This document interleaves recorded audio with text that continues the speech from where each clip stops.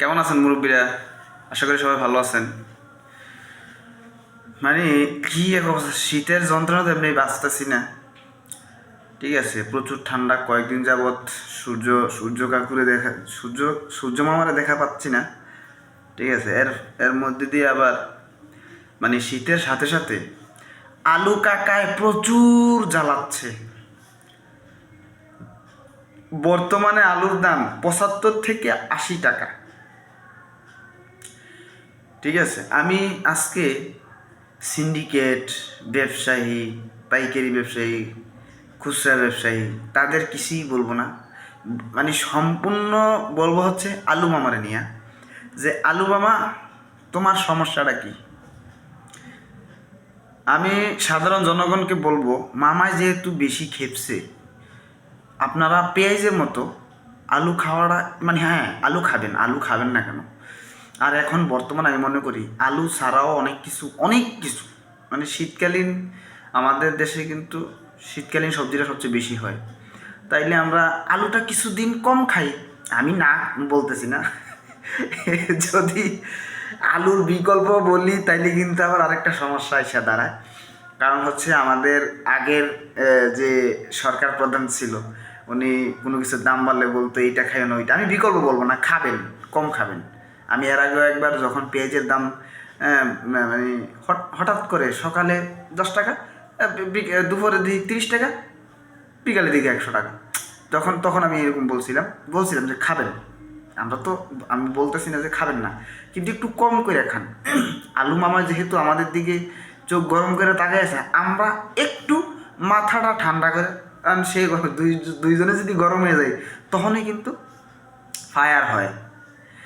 দুইটা জিনিসেই আপনার এই পৃথিবীতে যত কিছুই হোক, যেই কোনো ঘটনা, সেটা ভালো হোক মন্দ হোক, সেটা ধ্বংসাত্মক হোক আর নর্মালি হোক, দুইটা জিনিসের, হ্যাঁ মানে দুইটা জিনিস যখন একত্রিত হয়ে মানে আপনার নর্মাল হবে তখন এটা ভালো হবে। আর যখন দুইটা জিনিস একত্রিত মানে দুইজনেই গরম হয়ে যাবে, দুইটা জিনিসই গরম হয়ে যাবে, তখন কিন্তু ধ্বংস ছাড়া কিছু না।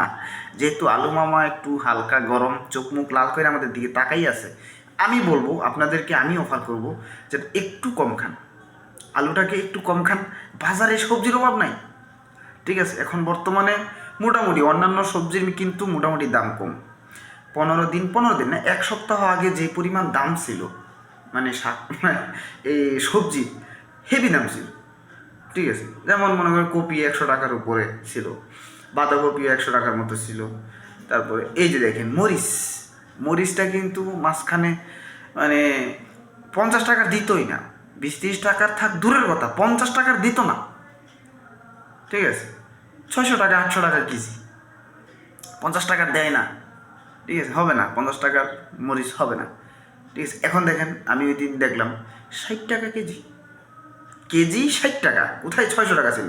তাহলে এরকম মনে করেন আলু এমন একটা জিনিস, সমস্যা নেই, বাজারে না থাকলে সেটা আলাদা হিসাব।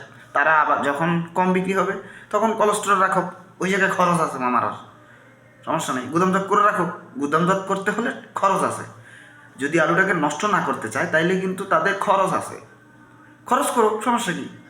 যারা এই সিন্ডিকেটগুলো করতেছে, ব্যবসায়িকরা বা গুদামজাতকরণ যারা করে, তারা যেহেতু বেশি দামে বিক্রি করবে না, আমরা কম নিবে। এই আর আলু জিনিসটা এমন না যে বাইরে রাখলে 2-4-5 মাস থাকবে। ঠিক আছে, আলু জিনিসটাও পচনশীল। ঠিক আছে, একটু কম খান, আলুটাকে একটু কম খান। আমি আমার আমি এত বড় না, ঠিক আছে, বা নিউজও না যে আমার নিউজটা অনেক দূর যাবে। যতজনের কাছেই যায় চেষ্টা করবেন, ঠিক আছে, আলুটা খাবেন একটু কম, দেখবেন ওই 80 টাকা থেকে 40 টাকা চলে আসছে। ঠিক আছে, এখানে ওই আপনি আর আমি ঘরে বৈশা যদি খালি বলি উমুকের দোষ তুমুকের দোষ, এই সরকারের ওই সরকারের, হেতের দোষ এতের দোষ, আগে নিজে কন্ট্রোল করতে হবে। আমাদের ব্যক্তিগতভাবে যখন নিজের জায়গাটা থেকে যখন নিজেকেই কন্ট্রোল করতে পারবো তখন দেশ কন্ট্রোল। ঠিক আছে, আমরা তো খালি কোনো কিছু হইলেই ওই মুখের দোষ তুমুকের দোষ, আরে তুমি নিজে কী করছো এটা দেখো।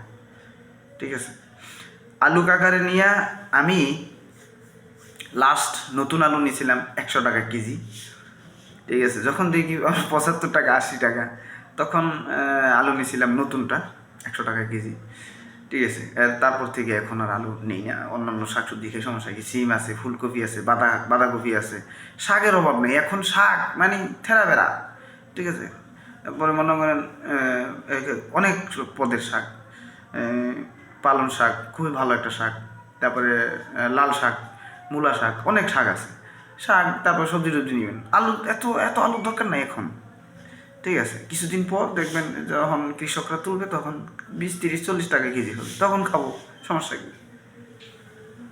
আলু মামারে হালকা একটু দেখাই দেন তো, সে যেহেতু গরম আমরা একটু নরম হয়ে দেখাই দেন তো। সবাইকে ধন্যবাদ।